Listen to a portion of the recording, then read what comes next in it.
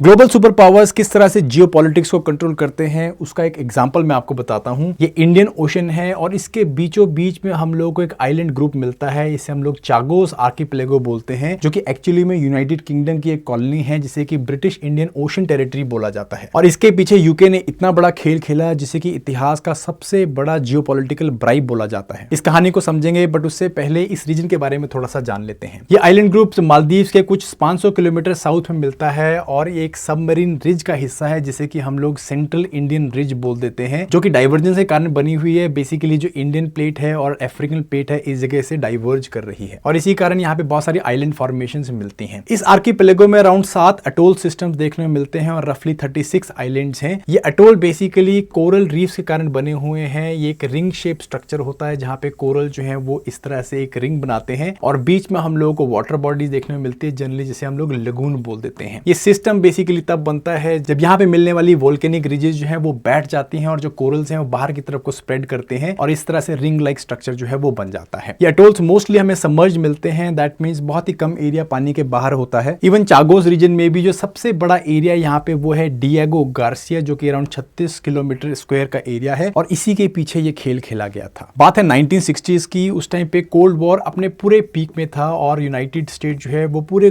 World में control establish करने के चक्कर में था और फिर जो है उसकी नजर पड़ती है डिएगो गार्सिया में, बिकॉज यहाँ से इंडियन ओशन का पूरा 360 डिग्री व्यूज जो है वो लिया जा सकता था और पूरे ओशन को कंट्रोल किया जा सकता था। उस टाइम पे चागोस का ये रीजन एक्चुअली मॉरिशस के पास था एंड मॉरिशस जो है वो यूके की कॉलोनी हुआ करता था। यूनाइटेड किंगडम ने मॉरिशस को ऑफर दिया कि उन्हें इंडिपेंडेंस दे दी जाएगी, बट उन्हें जो है इस चागोस आर्किपेलागो का क्लेम जो है उसे छोड़ना पड़ेगा और इसके एवज में उन्हें 3 मिलियन पाउंड भी ऑफर किए गए थे। इवेंचुअली चागोस जो है वो यूके के कंट्रोल में आ जाता है और डिएगो गार्सिया में यूएस एंड यूके का एक जॉइंट बेस बनता है। आज की अगर मैं बात करूं तो ये बेस यूएस के लिए एक बहुत ही इंपॉर्टेंट स्ट्रैटेजिक एसेट है। वो इसे अनसिंकेबल एयरक्राफ्ट बोलते हैं और यहां से ही यूएस के स्ट्रैटेजिक B-2 बॉम्बर्स और डीप पेनिट्रेटिंग सबमरीन्स ऑपरेट करती है और इस बेस से यूएस से इंडियन ओशन के साथ साथ में Africa, Middle East, South Asia and even up to China तक जो है स्ट्राइक कर सकता है और उसे कंट्रोल कर सकता है। हाउएवर 2024 में यूके एंड मॉरिशस एक डील कर लेते हैं और यूके जो है वो इस अफ्रीकन टेरिटरी को रिलिंक्विश करने के लिए मान जाता है, बट इसमें भी वो जो है 99 ईयर्स का लीज लेने की बात करता है डिएगो गार्सिया की। हाउएवर यूएस से इसको जो है बहुत स्ट्रांगली अपोज करता है।